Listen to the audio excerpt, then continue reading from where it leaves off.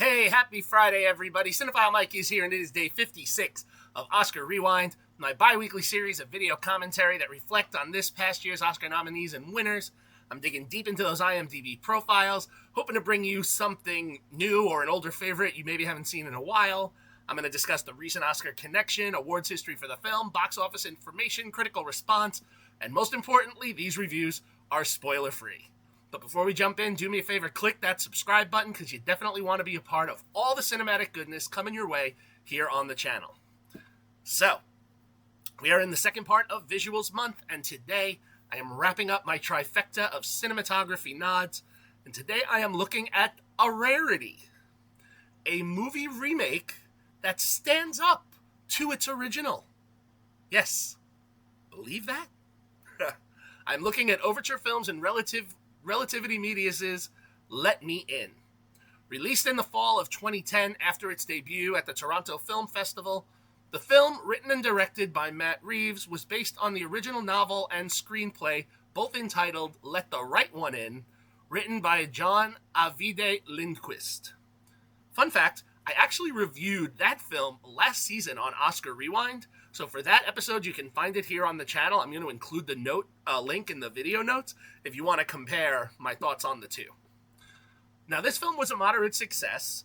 After the film's initial theatrical run, it made $12,134,935 at the domestic box office, with an additional $14,958,657 internationally, for a worldwide total of $27,093,592. Critically, the film sits with an 89% fresh critical rating from 235 reviews and a 76% popcorn meter culled from over 50,000 audience reviews. Award season-wise, the film made its mark. It was named one of the top 10 independent films of the year by the National Board of Review, and it was nominated for Best Feature at the Gotham Awards. The film's two stars, rising stars as we should say, as they are still both making their mark on the industry, both Chloë Grace Moretz and Kodi Smit-McPhee were both nominated for Best Young Actor/Actress at the Critics' Choice Awards, and it was a Best or Choice Horror Movie nominee at both the People's Choice Awards and the Teen Choice Awards. And its biggest showing was at the Academy of Science Fiction, Fantasy, and Horror Film Awards, where it won top prizes for Best Performance for a Younger Actor for Moretz, which she competed against Smit-McPhee, so that was two of the nods. It won Best Horror Thriller Film and received additional nods, two for Reeves, one for writing and directing, and it was also nominated for Best Makeup and Best Music. All of this in addition to varied other industry and film festival nods and wins. So, we know the film is here for the cinematography, and that is why I will now bring our attention to Greig Fraser, who received his third Oscar nomination this year for his work on Dune Part 2. He won the award for Dune Part 1, and his first nod was actually several years ago for the film Lion, which is actually scheduled to drop on Rewind next month for a different connection, so you can see how a lot of these names really kind of hover over multiple films. But he was pivotal there when I get to that film next month. Now, while there were so many films, Fraser's had a very long-standing career that I could have chosen. I decided to go with this one because, last year I discussed Let the Right One In, and it was for the same reason, the cinematography. But in that case last year it was for Hoyt van Hoytema, who won for Oppenheimer. So both of these men took home, Oscars for these large, sweeping epics, but also brought, love to darker horror romances years ago in their various iterations. Set in New Mexico in 1983, this is the story of Owen, played by Kodi Smit-McPhee, a soft-spoken, bullied young man of about 12 years old. Mainly, there are several boys bullying him that are mainly led by Kenny, played by Dylan Minnette, who basically make his life a living hell. One night, he sees that he has a new neighbor move into the apartment next door. Only credited as the father, played by Richard Jenkins, we see that he is the caretaker for a young girl whose name is Abby, played by Chloë Grace Moretz. One night in the snowy courtyard of the apartment, Owen and Abby meet, and she informs him that they cannot be friends. Despite best efforts, the two form a friendship over a shared love of puzzles and knocking on their adjoining walls to have regular Morse code conversations. Now, as we follow, we see that Abby doesn't go to school and is only seen at night. And wherever she goes, she needs to be invited in. So we kind of can see what Abby is. Now, as these two forge a friendship, we do see some side plots regarding different murders that are occurring and things that are happening to people, mainly by the hands of, you know what, I'm going to keep that out in case anyone's not fully familiar with this story. And everything that happens really causes a shakeup in this, New Mexico City that's, making people very concerned as these mysterious crimes are building. And yet through this, Owen is able to find a renewed strength in his friendship with Abby that allows him to start standing up for himself, which is critically important given that he is bullied so much.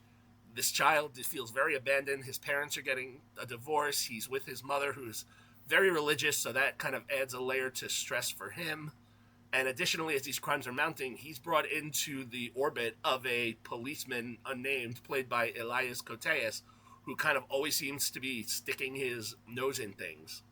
And as Owen and Abby's worlds collide, well, blood will flow, intentions will be made known, and through it all, we actually get to see a true love story develop. Although, can a 12-year-old boy fall in love with what Abby is? I have to say, I really appreciate what Matt Reeves did here. Between his breakout film, Cloverfield, and his most recent stellar, The Batman, which I absolutely loved, Reeves proves to be a filmmaker who understands the genres he's working in, but he doesn't stray from what makes a film work. Strong characters that are layered and a story that doesn't talk down to his audience. Has every project he's put out been a slam dunk? No, there have been a few missteps, but this one was not it. And, talking about layered performances, let's talk about these two. Moretz and Smith-McPhee were riding initial career highs. Moretz had literally kicked ass earlier that summer in Kick-Ass, and Smith-McPhee broke our hearts the year before in The Road. And these two really carry this film with the aplomb of performers beyond their years. Impressive for a pair that actually gets to play characters their age. It's that youthful innocence and energy that gives a more powerful impact than if Reeves had, say, cast teenagers or people early in their 20s to play these younger characters, which is often done in films. And, usually we're like, why? Moretz walks this wonderful line between playing this character that is still a girl, but years upon what she is. And as we follow their relationship, we feel a true love and compassion that grows between the two of them. Supporting this, Jenkins, always a welcome presence, has moments to shine in a virtually dialogue-free performance, and Koteas, also as our policeman, has some fine moments to shine as well. Visually, the film a lot of scenes look almost shot for shot, especially the courtyard of the apartment, the meeting place of our young lovers, and I'm okay with this because it really does work capturing those intimate moments. Fraser really captures them. We're in this winter wonderland, and the winter and the peace and the snow falling should be so serene, and we have this horrific chain of events that's happening during this whole thing, so it's really a sight to see. Now, the one thing that I didn't care for in this one, there are a few of the visual effects that I was a little unimpressed with that kind of took me out of the film a moment, but I found it was easy enough for me to forgive them because they are minimal. And there's so much else going on in this film. And, the fact that we're really getting a layered story and not just like a gore fest is a really nice thing to see. In all, Let Me In, as I gave its predecessor last year, Let the Right One In, solid 4-star film, wonderful performance, and a story that elevates beyond just a basic scare flick. Although this movie does have some moments where you're like, whoa. And they're very welcome when they come. If you would like to catch Let Me In as of this recording and posting, it is currently streaming with ads on both Tubi and Pluto TV. And with that, we wrap our trifecta of cinematography nods. To wrap our visual month, when you come back next week, these last 3 films we're going to be talking about editing. Always so important in a film. So come back on Tuesday for those, As always, if you like what you heard here, please click that button, subscribe to the channel, like and share the video, spread the word. You can follow me, Cinephile Mike, on all social media platforms and on Letterboxd, and find lots of great additional content on my website, cinephilemike.com. All right. Happy watching, everyone, and until next time, this is Cinephile Mike saying take a break and watch something new.